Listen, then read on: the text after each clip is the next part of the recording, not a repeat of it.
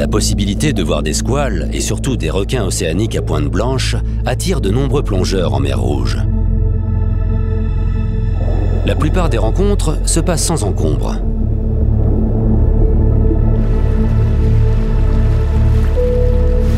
En 2018, Dan White emmène un groupe de touristes faire de la plongée sous-marine près de récifs coralliens très prisés, au large des côtes égyptiennes.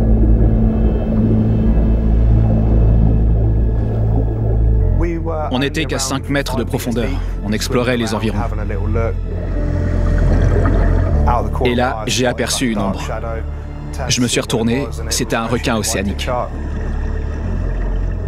J'ai sorti ma caméra et j'ai commencé à filmer. Soudain, le requin a changé d'attitude. Il s'est rapproché des plongeurs, comme s'il cherchait quelque chose.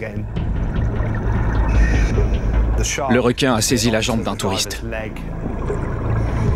Il a fermé la mâchoire et il s'est retourné sur lui-même. C'était dingue, on a eu l'impression que ça durait des heures. Il a fini par lui arracher le muscle du mollet. Il y a eu une profusion de sang dans l'eau.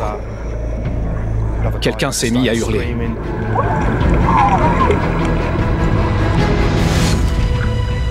De retour sur le bateau, la victime reçoit les premiers secours avant d'être emmenée à l'hôpital. Les chirurgiens réussissent à sauver sa jambe. Les images filmées par Dan permettent d'affirmer qu'il s'agit d'un requin océanique à pointe blanche.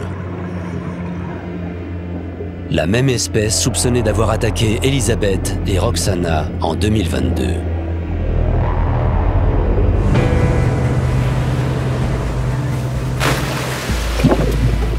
En Égypte, l'industrie touristique de la plongée sous-marine tourne énormément autour des requins océaniques, parce qu'on est quasi certain d'en voir lorsqu'on plonge dans des zones précises à la bonne saison.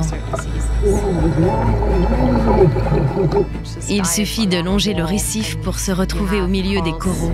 C'est un spectacle paradisiaque. Partout dans le monde, certains guides touristiques n'hésitent pas à nourrir leurs requins pour les attirer plus près des touristes.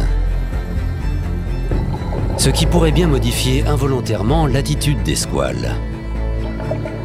Il suffit que ça se reproduise suffisamment longtemps et toujours au même endroit pour que les requins s'y habituent et apprennent à identifier certains signaux et certains gestes. Ils sont de nature opportuniste.